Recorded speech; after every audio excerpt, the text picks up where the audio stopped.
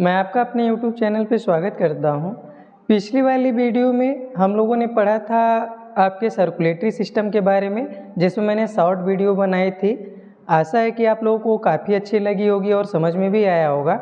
आज मैंने नई टॉपिक लिया है आपका एलिमेंट्री सिस्टम, यानी जो हमारा एलिमेंट्री कैनाल होती है माउथ से लेकर के एनस तक, फूड किस तरीके से आगे बढ़ता है, क्या उसकी समरी है, उसको लेकर के हम शॉर्ट वीडियो डिस्कस करेंगे। जहाँ पे थोड़ा कन्फ्यूजन रहती है, बाय द वे कौन कौन से एंजाइम्स रिलीज होते हैं, कहाँ पे किसका डाइजेशन होता है, इसको लेकर के आज हम एक शॉर्ट वीडियो बनाएंगे। आइए देखते हैं। सबसे पहले जब हम एलिमेंट्री कैनाल के बारे में पढ़ते हैं तो स्टार्टिंग होती है माउथ से और एंड होता है आपके एनस पे, एलिमेंट्री कैनाल कहते हैं। और एलिमेंट्री कैनाल आपके ट्यूब की तरह होती है जो माउथ से लेकर के एनस तक फैली हुई है। और इसके अलावा कुछ इसकी एसेसरी ग्लैंड्स हैं, जैसे आपका लीवर हो गया, पैंक्रियाज हो गया, ये सब जुड़े रहते हैं जो अलग अलग एंजाइम्स का सिक्रेशन करते हैं, जिससे भोजन के डाइजेशन में हेल्प मिलती है। तो आप जानते हैं कि माउथ वाले पोर्शन को जब हम अध्ययन करते हैं तो इसमें दो चीज़ें पढ़ते हैं, टीथ और टंग के बारे में, और साथ ही इसमें आपके कुछ सलेवरी ग्लैंड्स होती हैं। और इसमें डाइजेशन आपका शुरू होता है कार्बोहाइड्रेट का। अगर फूड के कंपोनेंट्स के बारे में अगर हम बात करें तो मेनली आप जानते हैं कि फूड का जो कंपोनेंट्स होता है उसमें हम पढ़ते हैं आपका कार्बोहाइड्रेट, प्रोटीन और फैट।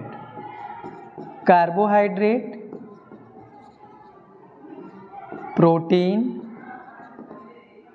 एंड फैट, ये भोजन के मुख्य कंपोनेंट्स होते हैं। अब इनका ही डाइजेशन होना है। इसके अलावा विटामिन्स वगैरह भी होती हैं जो कि काफ़ी कम अमाउंट में हमारे लिए ज़रूरी हैं। अगर हम बात करें कार्बोहाइड्रेट की, क्योंकि ये कंपोनेंट्स ऑफ फूड हैं, तो कार्बोहाइड्रेट का जो डाइजेशन है वो शुरू होता है हमारे माउथ से।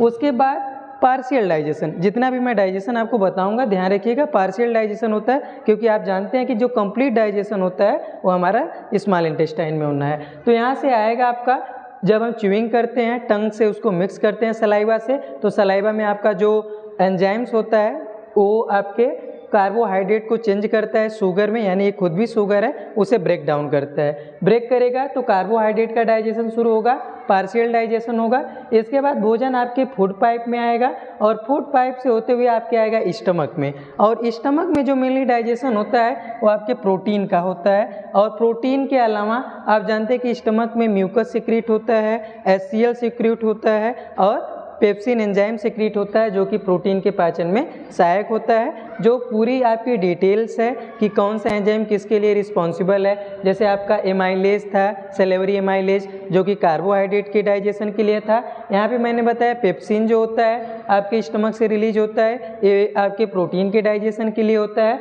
अब इसके बाद जब भोजन आपका स्टमक से आगे बढ़ता है, बाकी जो HCl वगैरह होता है वो हमारे प्रोटेक्ट करता है और बाहर से जो भी बैक्टीरिया वगैरह आए रहते हैं भोजन के साथ, उसे किल करने का भी काम करता है। और म्यूकस क्या करता है, हमारे जो लेयर है स्टमक की उसे प्रोटेक्ट करता है, क्योंकि आप जानते हैं कि HCl आपका एक जो है कि एसिड है जो हमारे स्टमक को क्षति पहुंचा सकती है, और म्यूकस क्या होता है, सिक्रीट होकर के उसे न्यूट्रलाइज कर देता है। इसके बाद भोजन हमारा स्टमक से आता है स्मॉल इंटेस्टाइन में। ध्यान देंगे तो ये हमारा लीवर से जो सिक्रीट होता है बाइल जूस, और यहीं पे आपका पैंक्रियाज होता है जिससे पैंक्रियाटिक जूस सिक्रीट होता है, जो कि भोजन में आके मिक्स होता है और भोजन आगे आपका बढ़ता है स्मॉल इंटेस्टाइन में। स्मॉल इंटेस्टाइन के भी 3 पार्ट होते हैं, अलग अलग पार्ट्स में आने पे भोजन का डाइजेशन शुरू होता है। और आपके जब डाइजेशन के हम स्टेप पढ़ते हैं तो उसमें हम पढ़ते हैं इजेशन, इसके बाद digestion, absorption, assimilation and egestion. ठीक, ये स्टेप आपके अलग अलग स्टेप में फॉलो भी होते हैं, जिसको मैं इसके लिए अलग वीडियो बनाऊंगा। यहाँ से आपका फूड जो आता है स्मॉल इंटेस्टाइन में, मैंने बताया कि स्मॉल इंटेस्टाइन में आपका कंप्लीट डाइजेशन होना है, तो आपके स्मॉल इंटेस्टाइन से भी कुछ इंटेस्टाइनल जूस सिक्रीट होंगे, पैंक्रियाज से आपके पैंक्रियाटिक जूस और लीवर से आपके जो बाइल जूस होता है सिक्रीट होगा। और भोजन का जो कंप्लीट डाइजेशन है वो आपकी स्मॉल इंटेस्टाइन में हो जाएगा। और स्मॉल इंटेस्टाइन आप देखेंगे यहाँ से ग्रेजुअली नीचे आएगी और जा करके लार्ज इंटेस्टाइन से जुड़ेगी, और यहाँ पे आपके जो भी वाटर के सबस्टेंस वगैरह रहते हैं उनका एब्जॉर्प्शन होता है। और इसके बाद फाइनली जो आपका फूड है अनडाइजेस्टेड फूड आके रेक्टम में इकट्ठा होगा, स्टोर होगा और एनस के सहारे फाइनली क्या होता है, बाहर निकल जाता है। मैं आशा करता हूँ आपको इस शॉर्ट वीडियो से जो एलिमेंट्री कैनाल में किस तरीके से भोजन जाता है, कहाँ से पास होता है और कौन कौन से एंजाइम भाग लेते हैं, आपको समझ में आया होगा। जो डिटेल वीडियो है इसको मैं अगली वीडियो में लाऊंगा, तब तक देखते रहिए। मिलते हैं अगली वीडियो में, तब तक के लिए धन्यवाद।